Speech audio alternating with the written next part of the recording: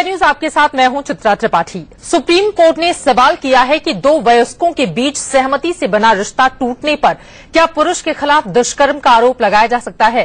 इस सवाल पर सुप्रीम कोर्ट ने फिलहाल कोई फैसला नहीं सुनाया है, लेकिन दिल्ली पुलिस ने इस मामले में ये फैसला जरूर ले लिया है, जिसमें अगर गर्लफ्रेंड अपने बॉयफ्रेंड पर रेप का केस दर्ज कराती है तो वो उसे गिरफ्तार नहीं करेगी। जरूरत आखिर क्यों पड़ी, पहले वो देखें, फिर इस मुद्दे पर करेंगे बीच बहस कि आखिर ऐसे मामलों में केस दर्ज होना चाहिए या नहीं।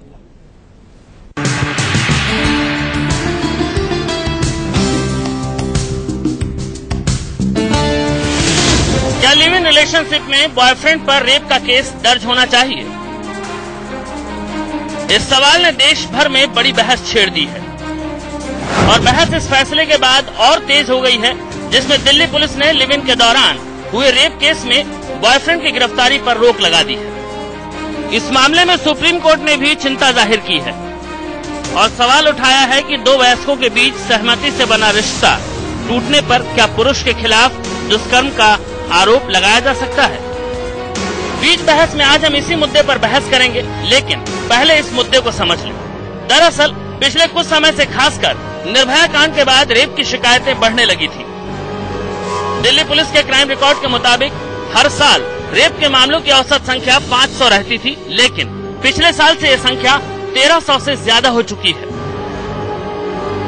अभी तक लिव इन रिलेशनशिप में रेप की शिकायत मिलते ही पुलिस आरोपी बॉयफ्रेंड को सीधे गिरफ्तार करके जेल भेज देती थी, लेकिन अब ऐसा नहीं होगा। बॉयफ्रेंड को गिरफ्तार करने से पहले पुलिस को ज्वाइंट कमिश्नर से इजाजत लेनी होगी। पुलिस को ऐसे दो मामले मिले जिसके आधार पर पुलिस को ये फैसला लेना पड़ा। कालकाजी थाने में कार बॉयफ्रेंड को गिरफ्तार करने से पहले पुलिस को ज्वाइंट कमिश्नर से इजाजत लेनी होगी। पुलिस को ऐसे दो मामले मिले जिसके आधार पर पुलिस को ये फैसला लेना पड़ा। कालकाजी थाने में कार में गैंगरेप के मामले में पुलिस ने शिकायत के बाद पाया कि मामला फर्जी था। नेपसराय में पुलिस को ऐसे ही फर्जी मामले में एक शख्स को गिरफ्तार करना पड़ा जो वारदात के वक्त अपने ऑफिस में था। दरअसल पुलिस का कहना है कि ज्यादातर मामलों में लड़कियां शादी के भरोसे में सहमति से संबंध बनाती हैं, लेकिन लिव इन में झगड़ा होने पर वो रेप का केस दर्ज करा देती है। बीच बहस में सवाल यही है कि क्या लिव इन में बॉयफ्रेंड पर रेप का केस दर्ज होना चाहिए। दीपक डालमिया के साथ अजीत श्रीवास्तव, दिल्ली, इंडिया न्यूज। आपसी रजामंदी वाले रिश्ते अगर टूट जाएं तो क्या एक महिला पुरुष पर रेप का केस दर्ज करा सकती है, क्योंकि इस तरह के दुरुपयोग के मामले बहुत सारे सामने आए हैं जब महिलाओं ने इस कानून को हथियार के तौर पर इस्तेमाल किया है। बीच बहस की शुरुआत इसी बड़े मुद्दे के साथ हम करेंगे। तमाम खास मेहमान इस वक्त जुड़ चुके हैं, जिनका परिचय आपसे करवा देती हूं। इस वक्त हमारे साथ स्टूडियो में डॉक्टर निशा खन्ना जी हमारे साथ जुड़ी हुई हैं, जो कि मनोचिकित्सक हैं। रेखा अग्रवाल जी सीनियर एडवोकेट स्टूडियो में मौजूद हैं। गौतम कौल जी रिटायर्ड आईपीएस ऑफिसर हैं, वो भी हमारे साथ स्टूडियो में जुड़ चुके हैं। स्वरूप सरकार जो कि सेव इंडिया फैमिली के फाउंडर हैं, वो भी हमारे साथ मौजूद हैं। और इसके अलावा मुंबई से हमारे साथ मॉडल संगीता कापुरे जी जुड़ चुकी हैं। लेकिन सबसे पहला सवाल रेखा अग्रवाल जी आपसे ही है। सुप्रीम कोर्ट ने चिंता जताई है और वास्तव में ये चिंता जायज भी है, क्योंकि लगातार इस कानून के दुरुपयोग के मामले बढ़ते हुए चले जा रहे हैं। आपने बिल्कुल ठीक कहा। जो हाल में आजकल हमारे देश में हम देख रहे हैं कि हम एक पश्चिमी सभ्यता के चलते चलते ये लिव इन रिलेशनशिप्स का जो एक फैशन सा बन गया है, वे ऑफ लाइफ बन गया है। स्पेशली मेट्रो सिटीज के अंदर देखते हैं कि जहां बहुत खुले दिमाग के या सोच के लोग हैं, जो नौजवान लड़के और लड़कियां हैं, वो शादी के बंधन में नहीं पड़ के जो उसके साथ में राइट्स एंड रिस्पॉन्सिबिलिटीज आती हैं उसमें नहीं पड़ना चाहती और सोचती हैं कि एक साथ रह के क्यों ना देखें कि क्या हम इसमें वाकई में कुछ दिन तक रह भी सकते हैं कि नहीं, या आगे जाके हम क्या इसमें शादी करना चाहेंगे कि नहीं। एक एक्सपेरिमेंट के तौर के पर रहते हैं। और जाहिर है कि ऐसे रिश्ते तभी बन पाते हैं जब आपस में कहीं तो रजामंदी होती है, जब लड़की को लगता है कि हाँ ये लड़का जो मेरा दोस्त है, या जिसको हम कानूनी भाषा में लिव इन पार्टनर कहते हैं। 2005 में पहली बार ये जो शब्द था इसका प्रयोग किया गया जब ये घरेलू हिंसा का कानून बना था। तो उसमें जब लिव इन रिलेशनशिप या लिव इन पार्टनर का जब ये शब्द, ये टर्मिनोलॉजी बनी, उसी समय से ये लिव इन रिलेशनशिप भी चलने लग गई हैं। अब जाहिर है कि जब एक लड़का और लड़की साथ में रहते हैं तो ये एक्सपेक्टेड है कि कुछ हद तक उनके शायद मानसिक तो उनमें कुछ कंपैटिबिलिटी होगी ही, और साथ साथ उनके शारीरिक रिश्ता भी हो सकता है। बिल्कुल। और अगर उसके चलते चलते अगर दोनों लड़का और लड़की राजी हैं कि हमको ये रिश्ता इसी तरीके से निभाना है, बहुत विडंबना है कि एक तरफ तो जो नया कानून बना है 2005 के अंदर घरेलू हिंसा का कानून, उसके अंदर जो लिव इन में ऐसी लड़की रहती है उसको हर तरह की प्रोटेक्शन मिली हुई है, हर तरह के अधिकार हैं उसको अपने पार्टनर से मांगने के लिए। अगर उसके साथ कोई भी तरह का गलत बिहेवियर करता है या उसको खर्चा नहीं देता है या फिजिकल अब्यूज करता है या मेंटल अब्यूज करता है, वो हर तरह की प्रताड़ना के खिलाफ घरेलू हिंसा कानून जो 2005 में बना है उसके तहत वो कंप्लेन कर सकती है, जिस तरीके से एक पत्नी कर सकती है। बिल्कुल। पर सोचने की बात यह है कि जब वो शारीरिक रिश्ता रखते ही है लड़की अपनी ही मर्जी से,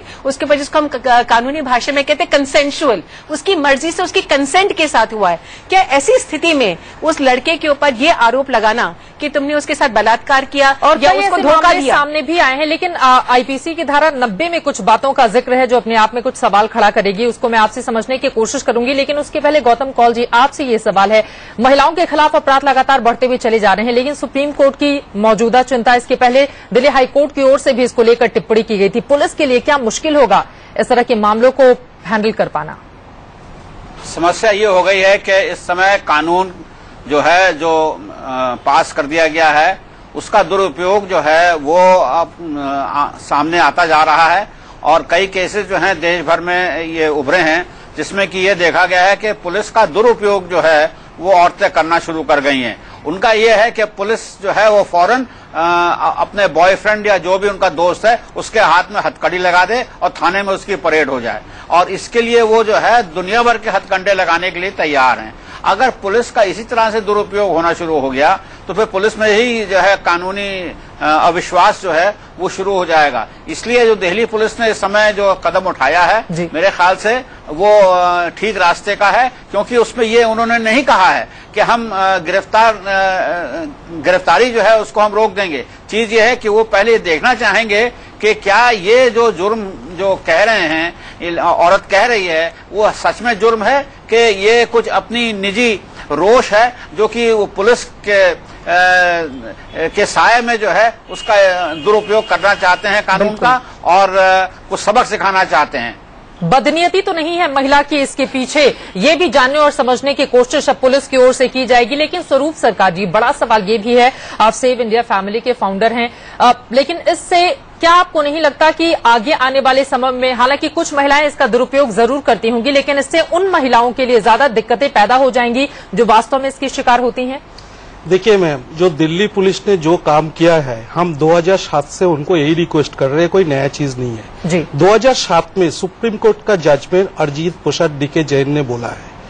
उन्होंने क्या बोला, ऐसे मामला में जो आपका रिलेशन बना है वो मर्जी से है कि जबरदस्ती से है कि धोखा से है, वो आपको चेक करना चाहिए, कोई फॉर्मूला यूज नहीं कर सकते हैं। हमने दिल्ली पुलिस, जो भी लॉ मिनिस्टर, सबको बताया कि ऐसे केसेस में जिसमें कोई मेडिकल एविडेंस नहीं होता है, जिसमें कोई आपका कोई तैयार नहीं कर सकता है एक क्या सच बोल रहा है क्या झूठ बोल रहा है, एक वर्बल स्टेटमेंट के ऊपर आप कोई केस रजिस्टर कर लेते हैं, क्रिमिनल केस कोई जोक की कोई ऑर्डर ऑफ पिज्जा नहीं है, लेकिन तो आप इसको सुनिए, हमारे कानून में सुनिए, अभी जो सिचुएशन है जी, वो रिलेशन हो ना हो, वुमन ने बोल दिया मेरा साथ रेप हुआ, केस रजिस्टर हो गया जी, उसके बाद उसका अरेस्ट हो जाता है।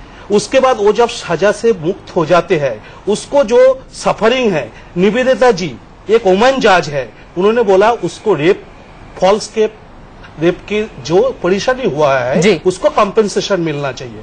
तो मेरा हिसाब से दिल्ली पुलिस का ये जो सर्कुलर है ये लॉ मिनिस्टर को ध्यान से लॉ में इंप्लीमेंट करना चाहिए, और सुप्रीम कोर्ट ने ये जो इसको क्लैरिफाई नहीं किया, ओपन टू इंटरप्रिटेशन कर दिया, उसको एक क्लियर गाइडलाइंस देना चाहिए जो लॉ में बोलता है।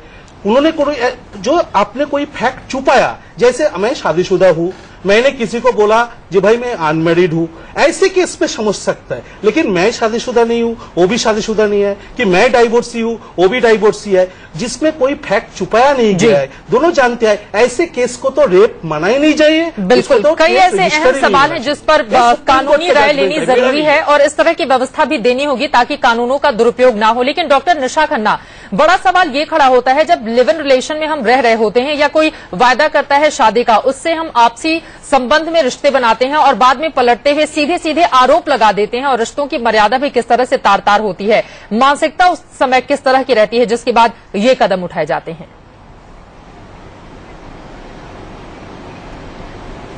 बहुत बार ऐसा होता है, ऐसे केसेस में अगर ऐसी सिचुएशन आती है तो लड़कियां most of the time revenge के केस में आ जाती हैं, बदला लेने की भावना। मुझे ऐसा लगता है लिव इन के केस में दोनों इतने मैच्योर होते हैं, अपनी मर्जी से रिलेशनशिप में रहते हैं। जब आप मर्जी से रिलेशनशिप में रह रहे हैं और उसमें से अगर एक पार्टनर वॉकआउट कर रहा है तो आपको ये चीज समझनी बहुत जरूरी है कि आप उस रिलेशनशिप को किस बेस पर बना रहे हैं। वो अगर सिर्फ इमोशनल बेस है तो इमोशनल रिलेशनशिप का आगे कोई फ्यूचर होगा या नहीं होगा। I think so pre marital counselling इसीलिए हम जरूरी मानते हैं। अगर प्री मैरिटल काउंसलिंग की जाए, उनकी कंपैटिबिलिटी ऑलरेडी चेक की जाए और कहीं ना कहीं अगर ये लॉ बनेगा या ये चीजें अगर लागू होंगी तो कहीं ना कहीं मैरिज नाम के रिलेशनशिप पर ज्यादा लोगों का विश्वास आएगा। लोगों का ट्रेंड जो 2005 से है वो लिव इन में ज्यादा बढ़ रहा है। इस तरह की अगर चीजें सरकार अगर करेगी तो मुझे ऐसा लगता है कहीं ना कहीं मैरिज नाम के रिलेशनशिप में लोगों का फोकस ज्यादा होगा। कहीं ना कहीं उनको लगेगा, क्योंकि लॉ यहाँ पर ढीले हैं, तो लड़कियों को भी लगेगा कि हमें अपनी मर्जी से अगर इस रिलेशनशिप में अगर कभी ऐसा कुछ दुख होता है, जो आप केसेस कह रहे हैं फॉल्स केसेस होते हैं, बिल्कुल होते हैं, बट कुछ रियल केसेस भी होते हैं। डॉक्टर ने आ जाते हैं और बड़ा सवाल यही है कि दो वयस्कों के बीच आपसी रजामंदी पर संबंध बनाए जाने, बाद में संबंध टूट जाने, रिश्ता खत्म हो जाने के बाद महिलाओं की ओर से जो आरोप दर्ज करा दिए जाते हैं पुरुषों के खिलाफ, उसका दुरुपयोग शुरू हो गया है और उसी पर हमारी ये चर्चा लगातार जारी है। निशा जी को बीच में रोकना पड़ा था, उनके पास में जाऊं, लेकिन उसके पहले संगीता आपसे, चूंकि जिस जगह से आप ताल्लुक रखती हैं वहां पर भी हमने देखा है बहुत ज्यादा खुलापन होता है, लेकिन जब कोई महिला अपनी जो भी उसका मनसूबा होता है उसमें कामयाब नहीं हो पाती है जिस भी तरह से, तो फिर वो इस तरह के आरोप लगा देती है। आप किस पर टिप्पणी, आपको लगता है कि कहीं ना कहीं इस कानून का दुरुपयोग हो रहा है?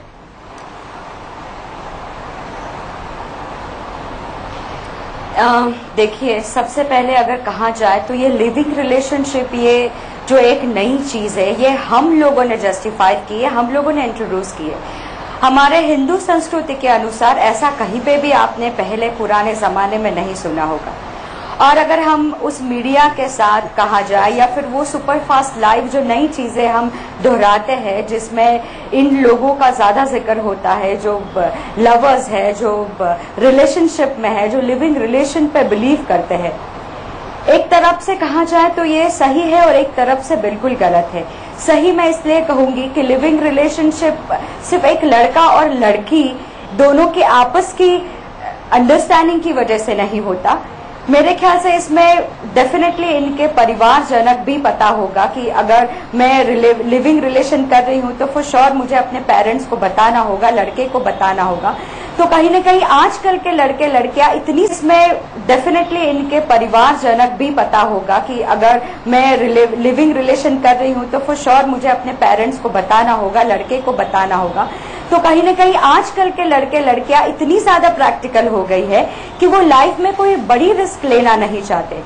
वो कॉन्फिडेंट नहीं है, उन्हें विश्वास नहीं है कि किसी एक लड़के के साथ या इस लड़की के साथ, इवन लड़कों की भी ये सोच हो गई है। इट्स नॉट दैट कि सिर्फ लड़कियां ये सोचती है, क्योंकि लाइफ इतनी ज्यादा प्रैक्टिकल हो गई है। तो आपको क्या लगता है क्या हम कोई कदम उठा रहे हैं कि अगर शादी का वायदा करके संबंध बनाए जाते हैं और बाद में उस वायदे को तोड़ दिया जाता है तो क्या उस लड़के के खिलाफ दुष्कर्म का मामला बनता है?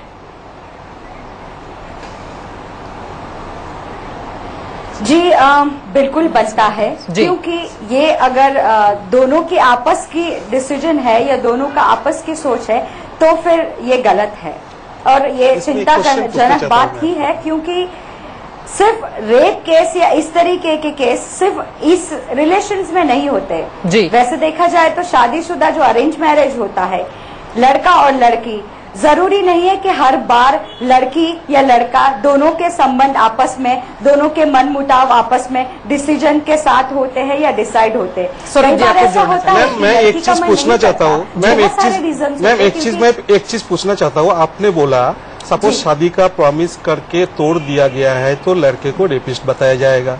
मेरा पास 90% केसेस है, लड़कियां लड़के को छोड़ के, उसको अच्छा लड़का मिल गया है कोई IIT IIM से, वो लड़के को छोड़ के दूसरे से शादी कर लिया, उसने वादा तोड़ दिया। तो ऐसे केसेस पे आप वुमेन को रेपिस्ट बोलेंगे? देखिए प्रॉब्लम जो है प्रॉमिस ऑफ मैरिज जो है, सपोज उसको सर मैं ये बिल्कुल नहीं कह रही हूँ। तो आप मेन को भी रेपिस्ट नहीं बोल सकते। मैं ये नहीं कह रही हूँ कि सिर्फ लड़के ही गलत है। तो ये बोलना गलत है कि मेन ब्रेक करेगा तो रेपिस्ट है, वुमेन ब्रेक करेगा तो क्या है? मैं कानूनी पहलू को क्लैरिफाई करना चाहती हूँ। देखिए कानूनी पहलू ये है कि इंडियन पीनल कोड, भारतीय दंड अधिनियम के तहत promise to marry and then forcing the girl, और लड़की को ये कह के उसके साथ शारीरिक संबंध अगर रखे जाते हैं कि देखो मैं तुम्हारे से शादी करूंगा, या ये हमारा रिश्ता शादी के बराबर ही है, तो इस तरह के अगर धोखाधड़ी से मुद्दा ये आता है, हर केस अलग, हर केस के जो फैक्ट्स होते हैं वो अलग होते हैं, उसी के ऊपर कोई सजा किसी व्यक्ति को दी जा सकती है। अगर कोई लड़का धोखाधड़ी करता है किसी लड़की के साथ, ये कह के कि मैं तुम्हारे साथ शादी करूंगा, या मैं कुंवारा हूँ, या जो तुम्हारे साथ में जो रिश्ता रख रहा हूँ वो शादी के बराबर ही है, या आगे जाके मैं तुम्हारे से शादी जरूर करूंगा, इसलिए अगर तुम आज में से शारीरिक संबंध रख लेती हो तो वो गलत नहीं है। ऐसे सिचुएशन में अगर लड़का धोखा देता है लड़की को, तो भारतीय दंड अधिनियम के तहत वो एक क्रिमिनल एक्ट है जिसके ऊपर कानून संज्ञान लेती है और लड़के को जेल भी हो सकती है। परंतु मुद्दा यह है कि आजकल के जमाने में जब लिव इन रिलेशनशिप्स हो रही हैं और लड़की अपनी कंसेंट से, अपनी मर्जी के साथ किसी लड़के के साथ शारीरिक संबंध रखती है, तो ये कानून इजाजत नहीं देता कि आप उसके ऊपर उंगली उठाएं और उसको सजा दिलवाएं। ये कह के बड़ा सा बलात्कार किया, शादी का झांसा देकर मेरे साथ रेप किया, इस तरह के आरोप बार बार लगाए जाते हैं। और जिस बात का आपने जिक्र किया कि ये धोखाधड़ी के केस में आता है, ये तय कैसे होगा? मान लीजिए अगर दोनों ने आपसी सहमति से रिश्ते बनाए हैं और बाद में धोखाधड़ी का आरोप लगा दिया है, फिर तो वहां पर जो भी लड़का होगा उसके साथ तो अन्याय होगा ना, अगर इस चीज को वो खुद को साबित नहीं कर पाता है। आपने बहुत अच्छा सवाल किया कि कैसे डिसाइड होगा कि ये धोखाधड़ी करी गई, कि ये एक लिव इन रिलेशनशिप था, ये लड़की की मर्जी के साथ सब कुछ हुआ। देखिए हर एक केस जो है, इसीलिए मैंने शुरू में कहा था, हर एक केस के जो फैक्ट्स होते हैं, पहलू होते हैं, उसी को आधार में रखते हुए किसी केस को कोई धारा जो है पुलिस लगा सकती है, FIR दर्ज कर सकती है। परंतु क्योंकि आजकल के जमाने के अंदर अब साथ साथ ये भी कानून कहता है, 1 मिनट में कंप्लीट करूंगी, साथ साथ कानून ये कहता है कि जैसे ही लड़की ने कोई कंप्लेंट करी, पुलिस वालों की जिम्मेदारी बनती है कि वो FIR दर्ज करें। स्पेशली निर्भया कांड के बाद में तो पुलिस को सोचने का अधिकार नहीं है कि वो FIR दर्ज करें कि ना करें, उनके ऊपर लाजमी है कि वो FIR दर्ज करें, चाहे वो कितनी भी बोगस भी लगती हो। परंतु अगर लड़की कहती है उसकी कोई भी तरीके से सेक्सुअल प्रताड़ना करी गई है, उसके साथ बलात्कार किया गया है, कोशिश करी गई है, तो पुलिस वाले की जिम्मेदारी बनती है कि वो FIR दर्ज करे। उसका जो एक ऑपोजिट होता है कि क्या ऐसे इस आड़ के अंदर, इस नए अमेंडमेंट के तहत जो संशोधन हुआ है, क्या लड़कियों को उसका दुरुपयोग करना चाहिए? और पुलिस वाले कैसे डिसाइड करें कि क्या ये लड़की दुरुपयोग कर रही है, इसकी कंप्लेंट जेन्युइन है कि झूठी है? तो इसलिए ये एक सिचुएशन आज एक बहुत विडंबना उठ गई है। और ये क्योंकि मेट्रो सिटीज के अंदर खासकर आजकल एक नया फैशन हो गया है, या एक वे ऑफ लाइफ हो गया है कि लड़कियां लिव इन रिलेशनशिप कर रही हैं। उसको देखते हुए दिल्ली पुलिस ने ये ऑर्डर जो जारी किया है कि भाई हर केस के अंदर हम लड़के को अरेस्ट नहीं करेंगे, क्योंकि जो प्राइमा फेसाई देखता है, प्राइमा फेसाई यानी कि दो एग्जाम्पल मैं दे देती हूं, देखना पड़ेगा। बिल्कुल, एक है कालकाजी थाने में दर्ज मामले में गैंगरेप का केस फर्जी पाया गया और शिकायत करने वाली महिला के खिलाफ फर्जी केस दर्ज कराने के आरोप में फिर उस महिला के खिलाफ आरोप दर्ज किया गया।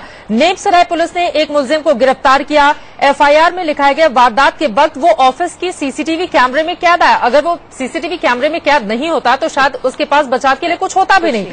बाद में उसे जमानत दी गई, लेकिन गौतम कौलजी जमानत तब मिली जब वो 15 दिनों तक जेल की सलाखों के पीछे था। उसके परिवार वालों पर उसका खुद का कितना मानसिक शोषण हुआ होगा उस दौरान, इस बात को तो आसानी से समझा जा सकता है। पुलिस ऐसी स्थिति में करेगी क्या? प्रोग्राम के शुरुआत में ही मैंने बात की थी कि पुलिस का जो है दुरुपयोग जो है ऐसे समय में किया जाता है एक सबक सिखाने के लिए। वो एक तरह से यह है कि कोर्ट के बाहर जो है वो जो है सजा पहले ही वो मुकर्रर हो जाती है, और जो लड़की का या औरत का जो है उद्देश्य होता है कि बदनाम कर दो, अपने जो आदमी है उसको बदनाम करो, और बदनामी का जो है जो स्रोत है वो ये है कि भाई पुलिस जो है हथकड़ी डाले और ले जाए। अच्छा, इसमें ऐसा भी है कि ये लिव इन रिलेशनशिप कोई नई चीज नहीं है, और ये बहुत पहले से भी ये परंपरा जो है शहरों के अंदर जो है ये चलती रही है। और इसमें एक मिसाल जो मैं समझता हूं वो ये है कि गुजरात के अंदर एक इस समस्या को जो है वो सुलझाने का एक नया रूप लाया गया था करीबन 30 साल पहले, और वो था करारनामा, मैत्री करार। हाँ, मैत्री करार, जिसमें कि ये शादी नहीं होती थी, लोग एक लड़के लड़की जो थे रहा करते थे एक साथ, पर वो एक कानूनी तौर से सिविल कॉन्ट्रैक्ट जो है वो उसमें वो अपने दस्तखत डालते थे, जिसमें कि था कि हम जो हैं दोनों एक साथ रह रहे हैं, अपनी रजामंदी से रह रहे हैं। अगर कोई बच्चा अगर हमारे बीच में अगर आ जाता है तो उसमें जो है फिर औरत जो है उसको एक कहना चाहिए एक ब्याता औरत का जो है रूप भी दिया जा सकता है। और इससे ये जो रेप का जो चार्ज होता था ये कभी नहीं निकल पाता था।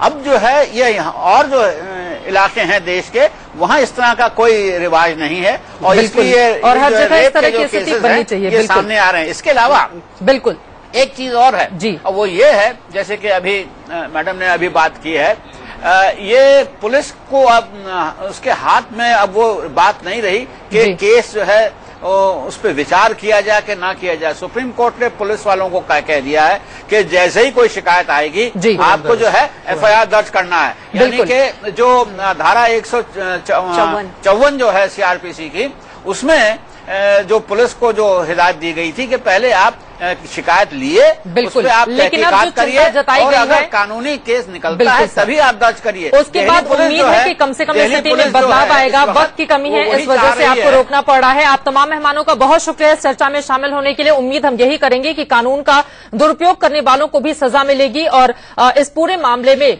सुप्रीम कोर्ट की जो टिप्पणी है वो भी अपने आप में काफी ज्यादा महत्वपूर्ण हो जाती है। आगे आने वाले दिनों में हो सकता है हम इसमें कुछ बदलाव देखें। एक छोटे से ब्रेक के लिए रुकेंगे, आगे